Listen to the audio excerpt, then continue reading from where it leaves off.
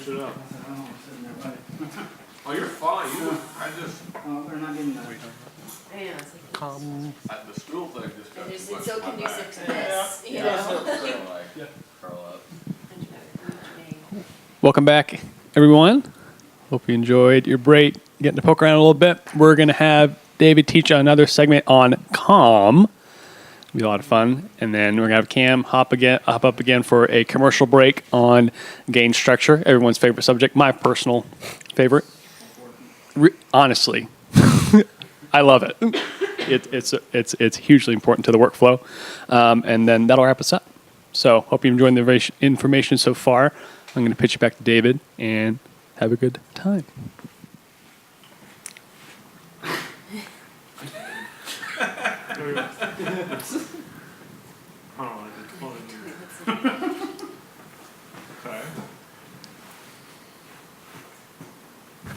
Okay, great. Hello again. We're back for more. Intercom. It's like the toilets of production. The reason it's like the toilets of production. So toilets are often the last thing that are thought about in building a building. It's like, oh, I guess we'll make a little closet over here and we'll stick some toilets in it. That'll be the bathroom, fine, whatever. I guess we need those. Everyone always expects them to be there and they expect them to work every time. You walk in a bathroom, you don't go, I hope this toilet flushes. You just expect it to work. You expect it to be there and you expect it to be functional. However, when it's not there or not functional, it's suddenly the most important thing that you can need.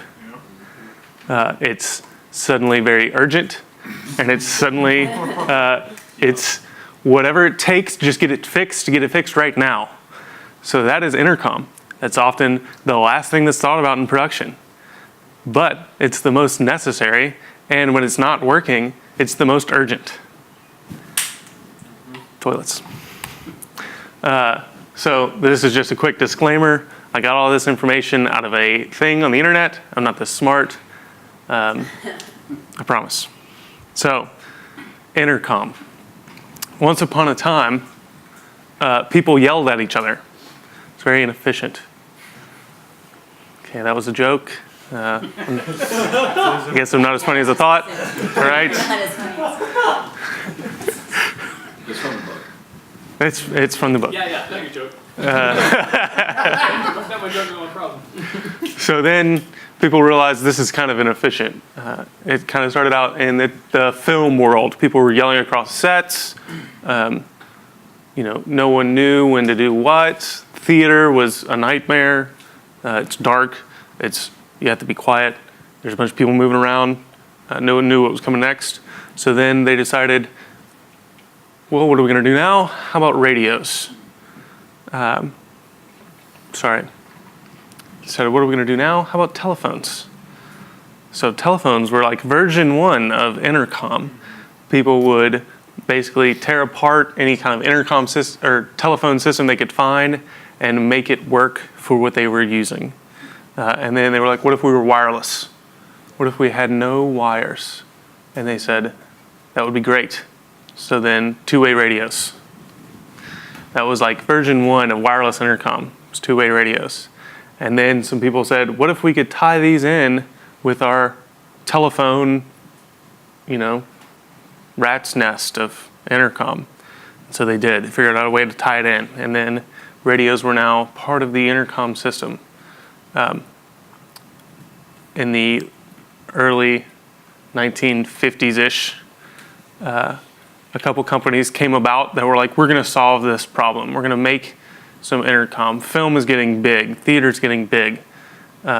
We need to fix this problem. TV studios were starting to have issues with telephones. So they said, let's see what we can do about this. We're going to fix these issues. So there were about 5 companies that came around that started making intercom systems for various uses. RTS, Clearcom are probably 2 that you've heard of. There were some more. There's one called David Clark. They make a lot of aviation headsets and radios for that.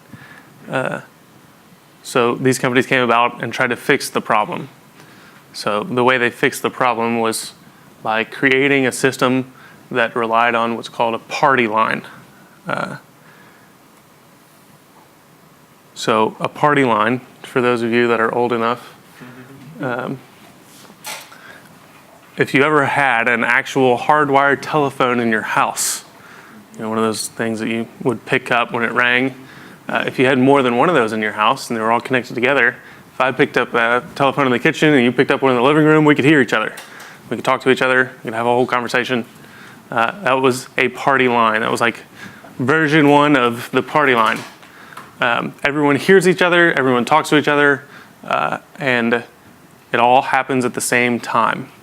That was version 1 of Intercom. So the other things that we'll talk about today, besides party line, are matrix intercom, wireless intercom, and accessories. Those are kind of the basics of what makes up a modern intercom system. A matrix intercom is more, if a party line is everyone hears everyone, a matrix intercom is more point to point. So station A can talk directly to station C, and C can talk directly to F, and B can, so on and so forth, more point to point. A wireless intercom can be a mashup of both of them. It can be a party line system or more of a matrix style point to point system, either one. And then we have accessories. Accessories are things like telephone interfaces that allowed people to dial phone numbers from a cell phone or a landline and connect to an intercom system. That was really useful when TV stations realized that they could send reporters out into the field, but they still needed to talk to them to say, you're on the air now, quit looking at that squirrel, do the news. So the reporter could dial her cell phone back to the TV station, and instead of having a guy there with his phone on his ear while also a headset on one ear talking to the crew, they could just dial into intercom, and they could hear the intercom just like everyone else did. There's also GPI or contact closures, general purpose interface, which allowed you to tie in to two-way radios or signal lights or things of that nature. And then obviously headsets, which are an important accessory because without them, great. So here's a few terms to cover. I want to make sure we talked about these. So when I'm moving forward, if I slip this stuff in there, you know what it means. An IFB is an interruptible foldback. This is basically what the reporter would listen to in the field. So you would have a stereo headset or two iPod headphones in, and on one ear she could hear the on-air talent saying, that's it for the 5 o'clock news, now out to the field, just talk to Judith. That would be coming in on one ear, and then on the other ear she could have that happening, but then a guy at the station in the back room could push a button, interrupt it, and say, okay Judith, you're on in 3, 2, 1, and we'd be on Judith. And then when Judith goes long, she can hear herself a little bit coming back because she has a program feed, and she would hear the director coming in on her other ear saying, wrap it up. And we're out of you in 3, 2, you better stop talking, we're out. That's interruptible foldback. And then an ISO. This started originally as a camera isolate. So we say ISO a lot. We don't, in the modern era, use it like they used to. Back in the good old days, when they were talking to all the cameras at once, the only people that ever needed to be isolated was like camera 2. If I wanted to tell camera 2, hey buddy, you need to wrap it up, do a better job, you're really killing it right now, step up your game. I don't want to tell all of the cameras, camera 2, do better. I want to tell camera 2 to do better. I don't want to embarrass him in front of everyone. So I could isolate that camera and talk to them. So that would be an ISO. It's basically pulling someone out of a party line and talking to them directly.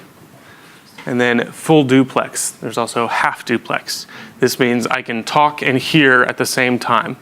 A radio is half duplex. When I'm talking, no one else can talk. They can all hear me, but none of them can talk. A full duplex is something like intercom, where I can talk and everyone else can talk at the same time, but no one will be able to understand anyone because we're all talking at the same time. Side tone. Side tone is super important. It's your microphone in your ear. That's an adjustable level. So if I want to hear more of myself when I talk, I can turn it up in my own headphones.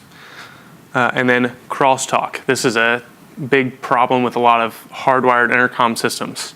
Crosstalk is basically channel 1 bleeding into channel 2. So if I'm talking on channel 1, channel 2 can hear me. That's not the point. They're supposed to be separated. So that's crosstalk. All right. So we've talked about the building blocks of comm. There's party line, matrix, wireless, and accessories. So now we're going to talk about party lines. Party lines are most commonly hardwired intercoms. So that's where it started. The term two-wire literally means that the audio signal is traveling on 2 wires. There's a hot wire and a cold wire, or a send wire and a return wire. Any of those. It is literally 2 wires. So most commonly 2-wire systems are a distributed amplifier. What that means is everyone with a belt pack has their own amplifier. So this belt pack can turn up the level I hear of channel 1 and the level of here at channel 2, and it doesn't affect anyone else. This is my amplifier. I can turn it up, I can turn it down, no one else gets affected. This is called a distributed amplifier system. It's made up of power supplies, which power this, belt packs, or user stations, which can be this, or rack-mounted units, or desktop units. All those are user stations, the cables that connect them, and headsets. Any questions at this point? Neat. So there are now 3 major manufacturers of 2-wire hard cabled intercom systems. And they operate in 3 different ways. So you have Clearcom, Audiocom, which is manufactured by Telex, and RTS, which is also manufactured by Telex. So they each have their own strengths and weaknesses.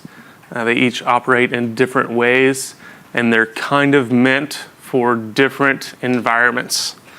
So as you can see, like the Clearcom system shares a common wire for audio power and the shield of the cable.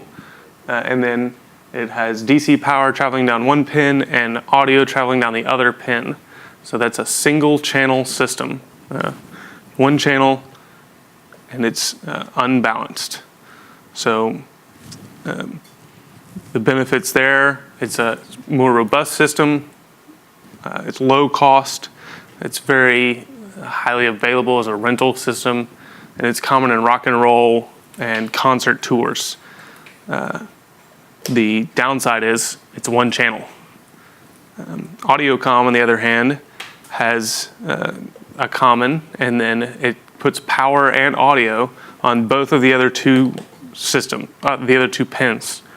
It's a balanced system, which means that it's still single channel, but the audio is balanced. Balanced versus unbalanced audio is not something we're covering today. So if you want to know more about that, use the Google. The benefits of Audiocom is because it's balanced, it's more immune to crosstalk and noise from power conditioners, or lighting, dimmers, anything like that. It's more immune to that noise that gets into intercom. And lastly, RTS is very robust. It's pretty low cost, but not quite as low as some Clearcom systems. It's very popular as a rental kit. We have it. And its largest benefit is 2 channels over 1 cable. There's also, so each system has call lights, mic kill capabilities, which we'll get into in a bit, and different interfaces. So apart from those differences, largely they share the same accessories. One of those accessories is a system-to-system adapter. So let's say you have a Clearcom system and you've rented RTS belt packs, or you need to interface with an RTS system that's in-house and you're traveling with Clearcom. You need one of these thingamajigs. This allows you to interface between two wire systems that are wired differently, and it allows you to interface two wire systems with matrix intercom systems. So matrix intercom systems are oftentimes very large, very expensive, and there's a lot of digital matrix intercom, which is a really neat thing. We don't have any. They're often priced too high for churches and smaller organizations like that, but they're very common in large organizations and big TV studios, things like that. The benefits of a matrix intercom system is its point-to-point nature, which you can group the user stations in a matrix intercom system into a party line, so that one button talks to lots of people, and you can also isolate people better with a matrix intercom system because I can pull them out of the party line and talk to them directly point to point.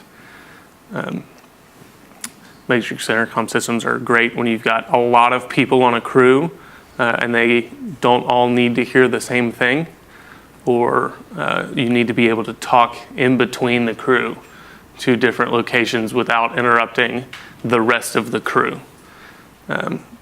So if you've got like a director that's calling the show, a technical director who's actually pushing buttons on the switcher to cut the show, you've got a producer who's calling you in and out of commercials, you've got a playback team that's sitting back there on tape machines that's rewinding stuff to play it again. You've got camera operators who are spread out throughout the arena. You've got audio guys. You've got, let's just say, sporting event. You've got microphone operators that are down the field. You've got on-air talent who are sitting up in a booth somewhere talking about the stuff that's happening on the field. You've got on-the-field talent that's down on the field interviewing players, talking to them. Then you've got station personnel who aren't even at the venue, but are somewhere else, who are actually playing the commercials and counting you in and out of commercials. All these people are on intercom. So if we had a two-wire system there, we would have everybody on one channel, and then we would have to figure out how to separate them all up into the other channel. So we would put like the cam ops on one channel, but there might be 26 to 40 camera ops on the thing, and they're spread out throughout an arena. So it's going to be a little far to run unbalanced audio. If you've ever used an intercom system and you've heard noise in the intercom system before, and you were running like 100 feet at the max, just imagine how bad it would be running through a stadium. So that's not very useful. Then you've got the station crew who might be miles and miles away. While you can run two-wire intercom that far through the use of local power supplies and telephone, it wouldn't be very clear. And then you've got the playback guys, you've got the people that are calling the show, you've got the talent who don't really want to talk to anyone else but themselves.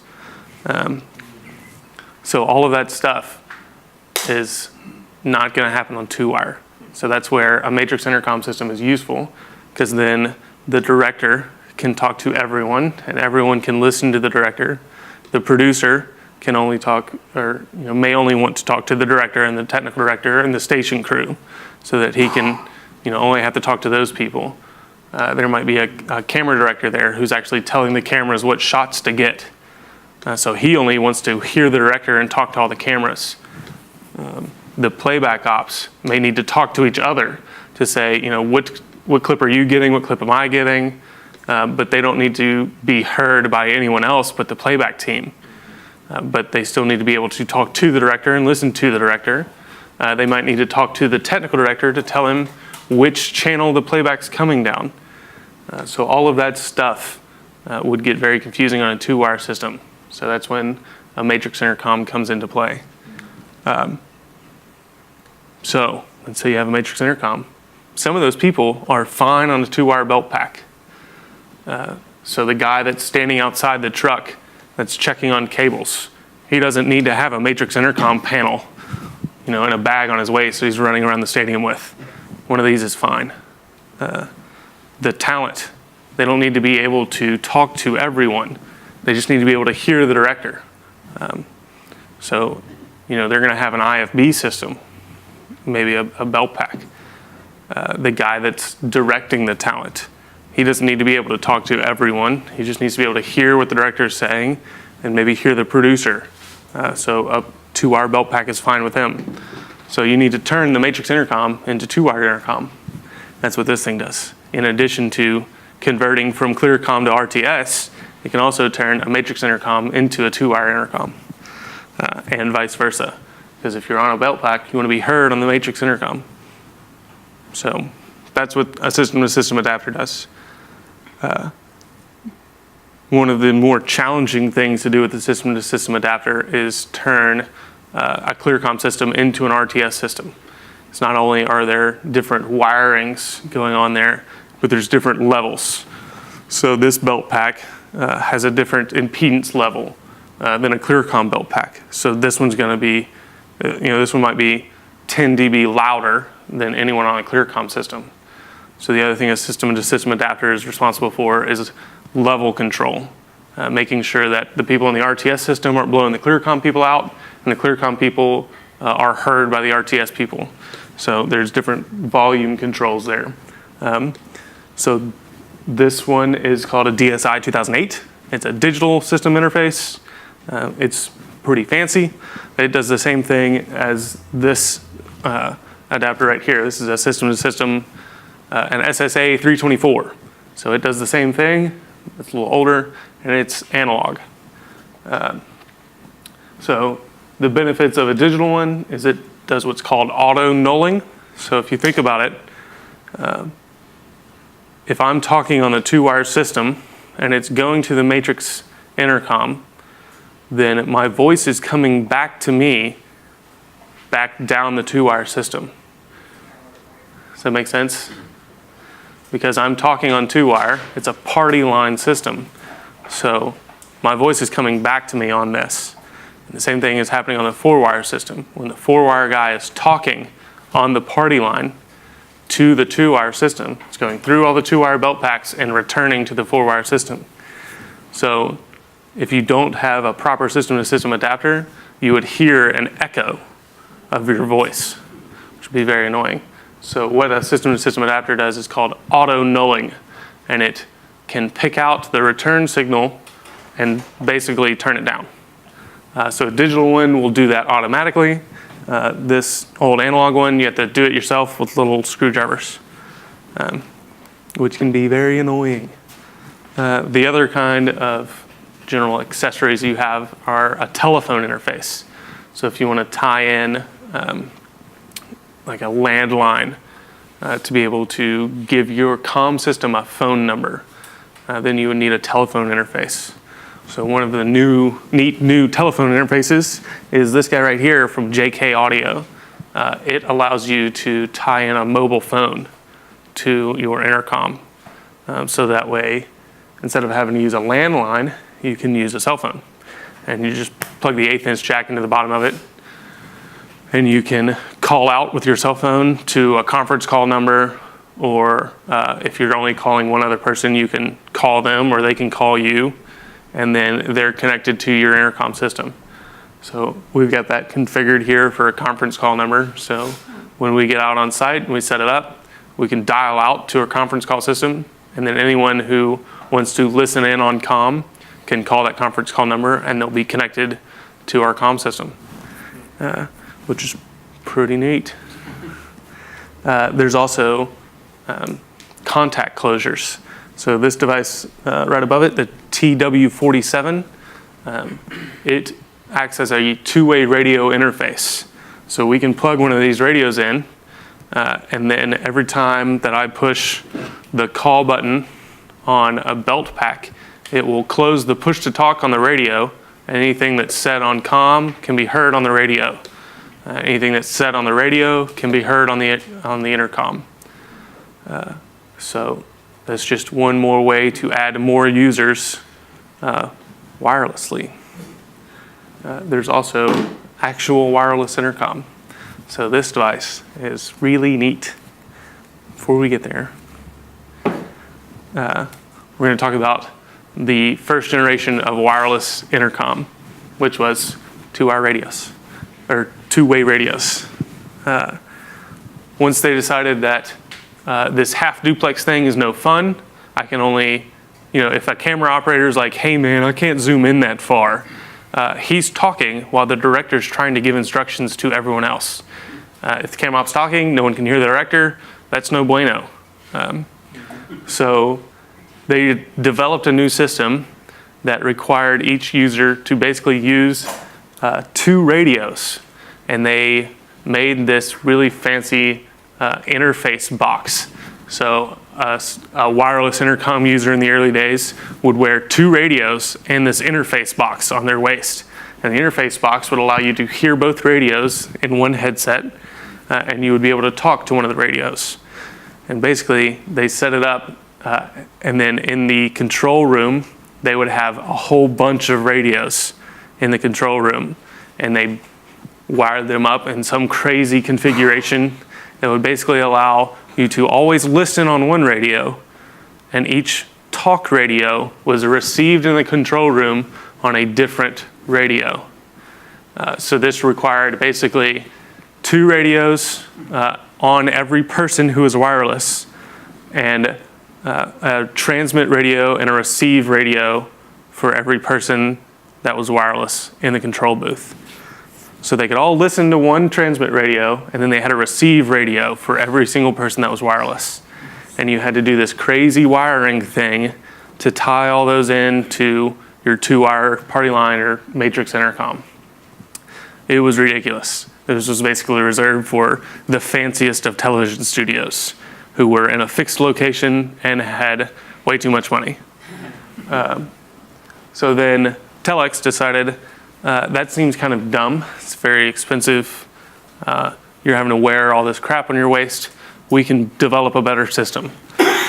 So they came up with the BTR 800. This is the current version, the more modern of them. There were several versions before this that weren't called BTR 800, but were called other things. But it was basically this basic system design. And this is actually the same theory as the multi-radio thing. So in the base station there's a transmit radio and 4 receive radios. The transmit radio has its own frequency, and all 4 of the receive radios have their own frequency. And then in the belt pack, there's a transmit radio and a receive radio, so that you can transmit while you're receiving, and you can receive while you're transmitting. This is very expensive, obviously, because it's still the same number of radios. They just made them compact, made them a little bit smaller, made them easier to use. The connections on the back of it tie right into a hardwired intercom system. You don't have to do any fancy pants, crazy wiring to get the signal from all the received radios back. It's all done for you. Anybody have any questions about wireless intercom or anything up to this point? No? Great. So the next version of wireless intercom is made by Clearcom. It was called the FreeSpeak system. So if this was like the first really nice version of wireless intercom, the FreeSpeak is 10 light years ahead. This only had 2 channels. You could talk on one, you could talk on both, but you only had 2 channels. It also uses radio frequencies. So you can do it in the VHF range or the UHF range, but it was subject to interference from anything, basically, that was on top of it. Wireless microphones, television studios that were broadcasting, anything like that can interfere with RF intercom. So Clearcom developed the FreeSpeak 2 system, which you can see right here at the top of this unit. That's the FreeSpeak 2. And basically it is a matrix intercom that is wireless. So it might be hard to see, but this belt pack has 4 channels of intercom that are all connected to this unit. On the back of this unit, there are actually 8 outputs for intercom channels. So you can connect this to a matrix intercom and have point-to-point conversations with each individual user station, which is pretty neat. So everyone heard what everyone was saying on the old VTR 800 because they were all listening to the same transmit frequency. So anything you said to the wireless intercom users was heard by all the wireless intercom users. Now, this is a digital system that's on the 1.9 gigahertz range, so it's almost in Wi-Fi, but it uses digital frequencies to transmit directly to each belt pack, an individual thing, which is really neat because that way each user can have their own setup. So this setup can talk to 3 different party lines, but it can also, with this button, talk to all of the party lines connected to this unit, which is super handy. So if we've got a bunch of these guys and they're spread out all over one of our shows, and let's say the audio guy can listen to the production PL where everyone is. So everyone listens to the production PL, and then he can listen to an audio PL for him and the A2 who's might be on the stage running microphones, maybe a broadcast guy who's mixing records. The lighting guy can have the production and him and his spot ops. The video guys can have production and then all the cameras. So each of the second channels takes its own PL out of this unit, which is called an SAP 612, which is kind of complicated, but it basically sets what who else can hear each belt pack. So with the wireless intercom, I've got 4 channels. So the wireless guys can listen to the production PL, the audio PL, the camera PL, and the lighting PL. And if we've got any more PLs, like maybe the graphics op wants to talk to somebody out at front of house so they can tell them how the screens are looking or something like that, then we can put the graphics PL on here instead of the lighting PL. So this is really handy for someone who's running the show, who wants to be able to listen to all of the traffic and be able to talk to everyone at once and basically say, there's a fire in the hallway, get out. Save that unit. So Right. fire in the hallway. Get out. Yeah. It also has a flashlight, which is probably the best feature Nice. you can put on wireless intercom belt pack. So you can also see that this is way smaller than that old thing. Super tiny. Anyone have any questions about wireless intercom?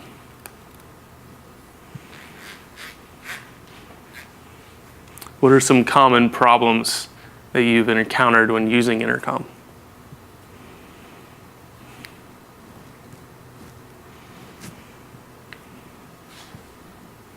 Have any of you ever used intercom?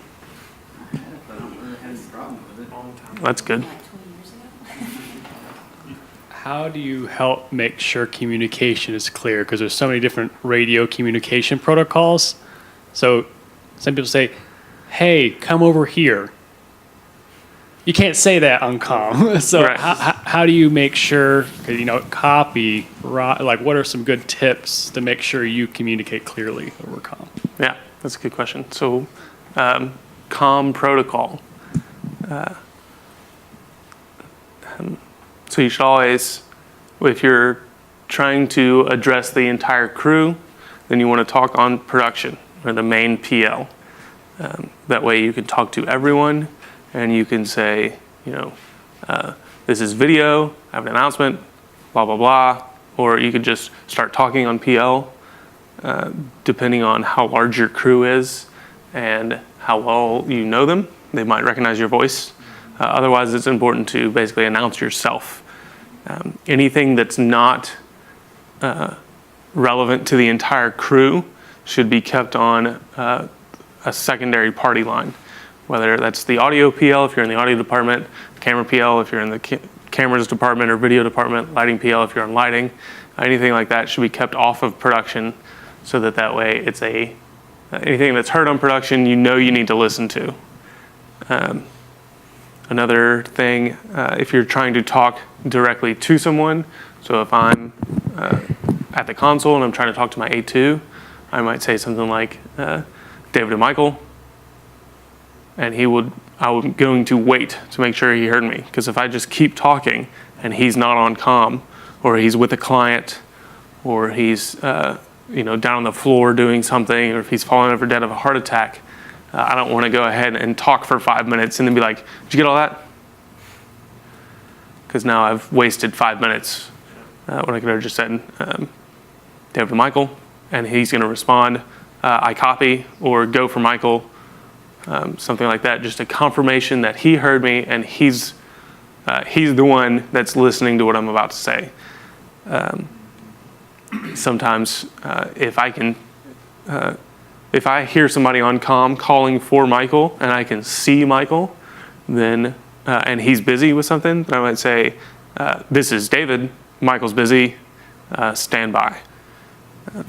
That way, whoever's calling Michael knows that he's not just ignoring him or dead.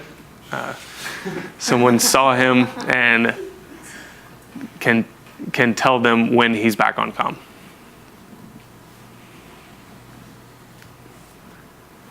This isn't really a question, but this just seems so simple that communication is a simple thing, but it takes some pretty intense hardware and expense to create different lines, right? It's Yep. just kind of interesting to think that this is kind of the last thing that's kind of coming around to the wireless, like, I don't know what I'm trying to say. Yeah, for it being so important, it's often the last thing that gets thought about. Telex hasn't updated the BTR 800 in years because it works and everyone uses it, so why would they pay attention to it? This power supply unit has been the same power supply unit for probably 30 years. Yeah, it looks. This SAP16 hasn't changed since the day they released it. It's the same units. One of the reasons they do that is because comm is so prolific through the television industry, the sporting event industry, the Broadway and theater industry, the live event industry.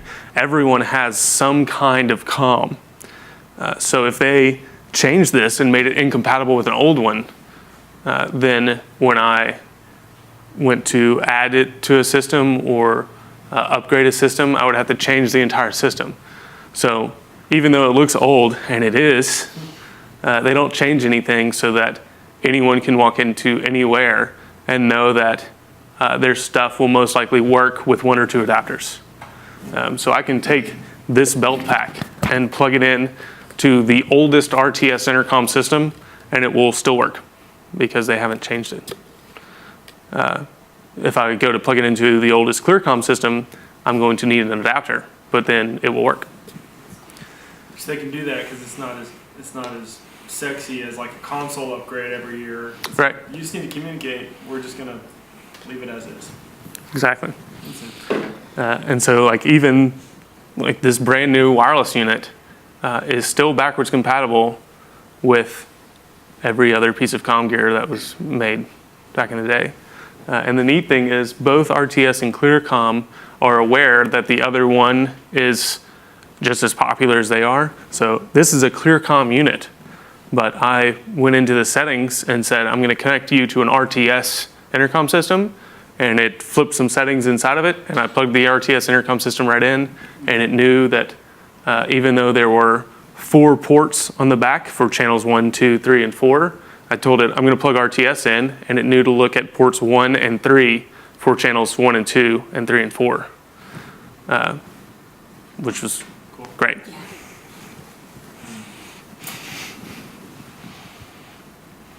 On a typical show, how many? Do I need to use the mic? You can repeat.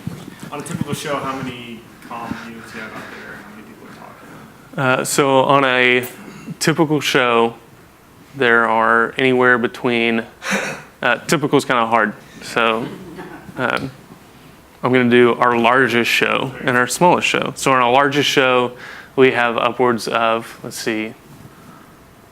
13 people attached to the intercom system, and then any more people can be attached via two-way radio, telephone. That's why we have all these interfaces in here, because each of these units is $200 to $300, I think $300 or $400, plus a headset, which is another $100.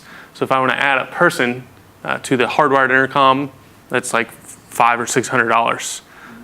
If that person never needs to talk, or rarely needs to talk and needs to be wireless, then they can call into the comms line.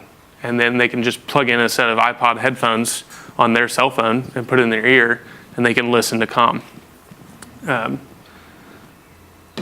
If they need to be wireless and like be able to get up from their station and run around, then they each need one of these, which are ridiculously expensive. But it's worth it because, for example, my role on a lot of shows is to be the engineer. So if anything breaks in the middle of a show, then I need to be able to fix it.